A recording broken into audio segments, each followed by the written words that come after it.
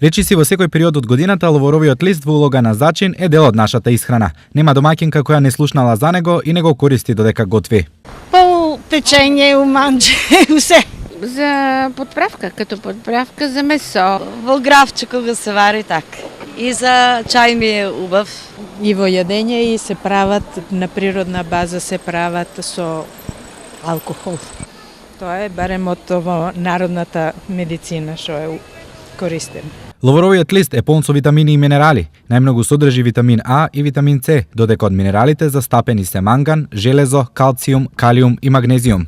Се во ова влијае одлично на зачувување на нашето здравје. Она што современата медицина го има потврдено во неколку клинички студии е тоа дека ловоровиот лист учествува во забрзувањето на метаболизмот, посебно на метаболизмот на шеќерите. Има антиинфламаторно дејство, односно противвоспалително дејство, до некаде диуретско дејство.